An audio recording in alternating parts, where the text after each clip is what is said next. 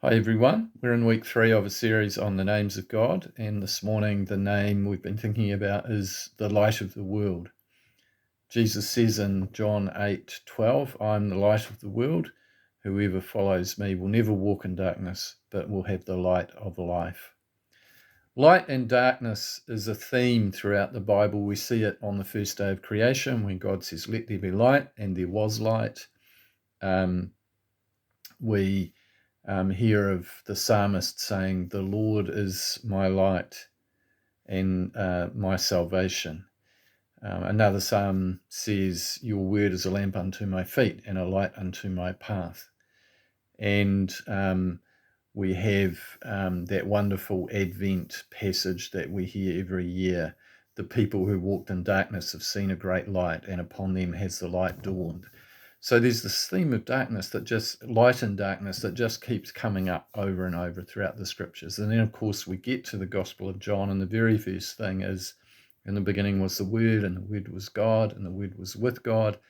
And then a couple of verses later, we hear, "In him was the light of life." The light shines in the darkness, and the darkness has not overcome it.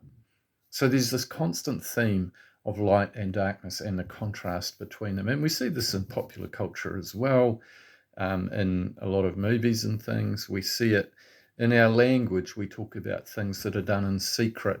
"I've been kept in the dark." Or, when there's an expose of something that's happened in the world, "It's come to light that, dot, dot, dot." The greatest light in our physical world is the sun, and we can't look directly into the sun because our eyes will be damaged. We can do it if we've got special glasses, like during a solar eclipse. And in the same way, we can't look directly into the face of God. There's that story in Exodus 33 where Moses wants to see the glory of God, but God says to him, "No one can look on my face and live." So he puts Moses in this cleft in the rock while he walks by, and then Moses can see him from behind. And in the same way that we can't look directly into the sun, but you can get special glasses, we can't look directly into the face of God. But God sends his son, Jesus, who is God, in all the fullness of God dwells in him. We see that in Colossians 1:9 and 2:9. And so in Jesus, we see God. The light reveals things, light exposes things, and we see God in Jesus. God is revealed to us in Jesus. And what we see is hope, security, faithfulness, joy, love, mercy, healing, wisdom, truth. All these things are found in Jesus. And these are things that we find in the light. Jesus is the way, the truth, and the life. He's the one who brings light into our darkness and provides a way, in the same way that the psalmist says, your word is a lamp unto my feet and a light unto my path. The light of Jesus leads us to connection with God. So Jesus reveals God to us, but he also brings us into that light. He calls us to join him and walk with him and follow him in the light.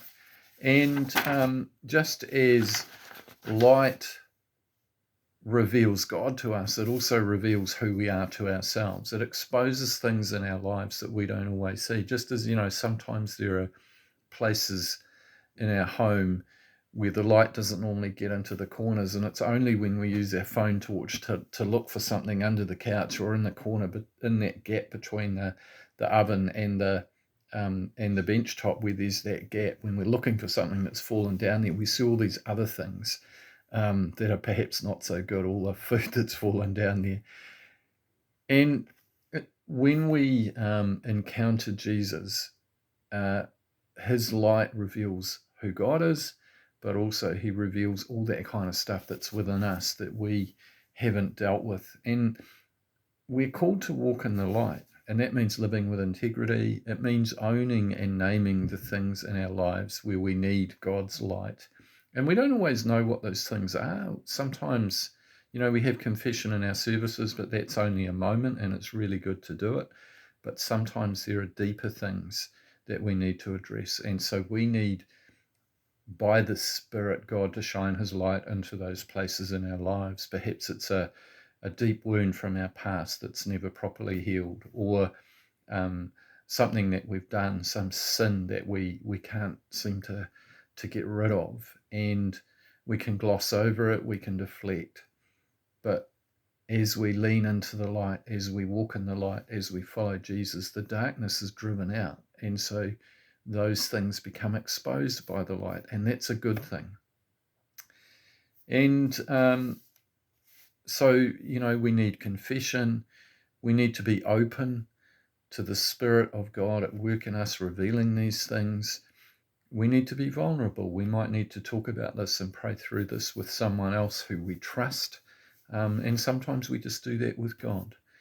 But we can't hide from God. We can't pretend that there's nothing wrong when we know there are these things deep within us that need to be addressed and named and brought out into the light. And when we do that, then we're in a place where together with God, we can work on them and deal with them.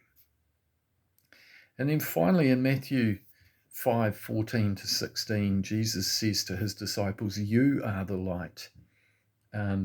You are the light of the world. And he says, let your light, I want to find the right words.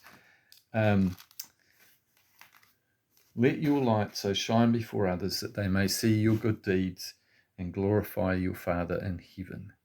So walking in the light is about living with integrity. It's about being an open, honest person, being the kind of person where what you see is what you get. We're not one thing in one setting and a different thing in another setting. And if we have followed Jesus, the light of the world, if we've allowed him to reveal God to us, and we've allowed him to reveal to us those things that we need to keep laying down or naming before him and confessing and dealing with, then we will be that kind of person that brings light, that reflects light, that we don't have to become a do-gooder, because just being good will be who we are. I think in our small groups, it's just helpful to think about Jesus as the light of the world. What kind of revelation have we had of who God is through Jesus? What are the things in our own lives that where some sort of revelation from God has shown us something that we needed to deal with? And then how is it that we are walking in the light? And are we reflecting the light of Christ into the world in our everyday lives, in our actions, our words, and our thoughts, in who we are? Because it's not something that we have to strive for. It's just the more that we walk in the light and seek to follow Jesus, the more it just becomes natural for us. So I wish you every blessing, and hope you have some good discussions in your small groups this week. Thank you.